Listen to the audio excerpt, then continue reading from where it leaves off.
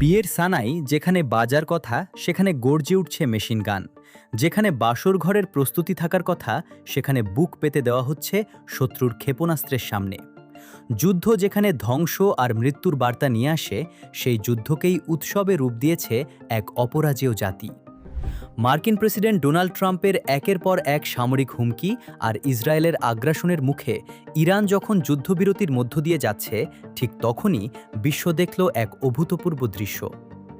রাজধানী তেহরানের রাস্তায় শত শত তরুণ তরুণী মেতে উঠলেন বিয়ের উৎসবে। কিন্তু এ কোনো সাধারণ বিয়ে নয়, এ এক মরণজয়ী অঙ্গীকার। গত সোমবার গভীর রাতে ইরানের রাজধানী তেহরানের প্রাণকেন্দ্র ইমাম হোসেন স্কয়ার সহ বেশ কয়েকটি চত্বরে আয়োজন করা হয় এক বিশাল গণবিয়ের।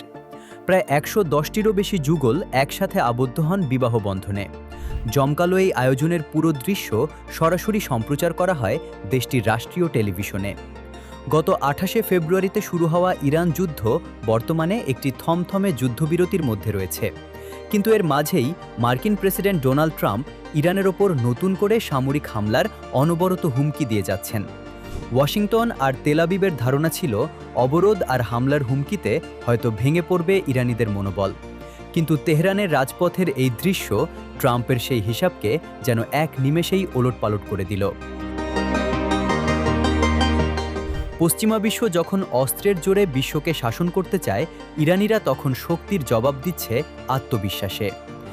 এই গণবিয়েতে অংশ নেওয়া প্রতিটি যুগল দেশটির বিশেষ রাষ্ট্রীয় কর্মসূচি জান ফাদা বা আত্মোৎসর্গ তালিকায় নিজেদের নাম লিখিয়েছেন। জান ফাদা কোনো সাধারণ কর্মসূচি নয়। এর অর্থ হল, যদি যুক্তরাষ্ট্র বা ইসরায়েল ইরানের কোনো বিদ্যুৎ কেন্দ্র বা গুরুত্বপূর্ণ স্থাপনায় হামলা চালাতে আসে, তবে এই নবদম্পতিরা বাসরঘর ছেড়ে সেই স্থাপনার সামনে মানবঢাল হয়ে দাঁড়িয়ে যাবেন। দেশের জন্য, সার্বভৌমত্বের জন্য নিজেদের জীবন বিলিয়ে দিতে বিন্দুমাত্র দ্বিধা করবেন না তারা।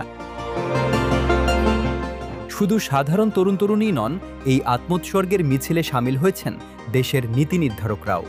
ইরানের প্রেসিডেন্ট মাসুদ পেজেশকিয়ান এবং পার্লামেন্টের স্পিকার মোহাম্মদ বাঘের গালিবাফের মতো শীর্ষস্থানীয় ব্যক্তিত্বসহ লাখ লাখ ইরানি নাগরিক ইতিমধ্যে এই তালিকায় নিজেদের নাম নথিভুক্ত করেছেন। অর্থাৎ যুদ্ধ এলে শাসক আর জনগণ এখানে এক কাতারে দাঁড়িয়ে লড়াই করবে। বিয়ের এই বিশাল মঞ্চটি সাজানো হয়েছিল ইরানের নতুন সর্বোচ্চ ধর্মীয় নেতা আয়াতুল্লাহ মুজতবা খামেনির বিশাল ছবি দিয়ে। যুদ্ধ শুরুর প্রথম দিনেই তার পিতা ও সাবেক সর্বোচ্চ নেতা আয়াতুল্লাহ আলী খামেনি শহীদ হন। এরপরই দায়িত্ব নেন মুজতবা খামেনি। যদিও দায়িত্ব নেওয়ার পর থেকে এখন পর্যন্ত তিনি জনসমক্ষে আসেননি, কিন্তু তার নেতৃত্বেই পুরো ইরান এখন শত্রুর বিরুদ্ধে ইস্পাতকঠিন দেয়ালে পরিণত হয়েছে। ইরানের মেহর নিউজ এজেন্সির ক্যামেরায় ধরা পড়া এক দৃশ্য যেন পুরো ইরানি জাতির মানসিকতাকে ফুটিয়ে তুলেছে। সাদা রঙের ঐতিহ্যবাহী ইসলামী বিয়ের পোশাক পরা এক তরুণী তার বরের পাশে দাঁড়িয়ে অত্যন্ত দৃঢ়তার সাথে বলছিলেন, অবশ্যই দেশ এখন যুদ্ধাবস্থার মধ্য দিয়ে যাচ্ছে। তরুণ তরুণীদের বিয়ে করার অধিকার যেমন রয়েছে, তেমনি এই বিয়েতে শপথবাক্যই হচ্ছে হাতে হাত রেখে দেশ রক্ষা।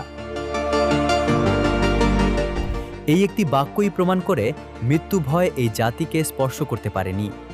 সাম্রাজ্যবাদী শক্তিগুলো যখন বোমার আঘাতে শহর ধ্বংসের নীল নকশা করে, ইরানিরা তখন নতুন জীবনের স্বপ্ন বোনে। যে জাতি নিজের দেশের সার্বভৌমত্ব রক্ষায় জীবন উৎসর্গ করাকে আক্ষরিক অর্থেই উৎসবের রূপ দিতে পারে, বুকে মেশিনগান আর মুখে হাসি নিয়ে বিয়ের মঞ্চে দাঁড়াতে পারে, ইতিহাস সাক্ষী পৃথিবীর কোনো পরাশক্তির সাধ্য নেই সেই জাতিকে দমিয়ে রাখার। ট্রাম্পের হুমকি তাই তেহরানের রাজপথে এসে এক হাসির পাত্রে পরিণত হয়েছে।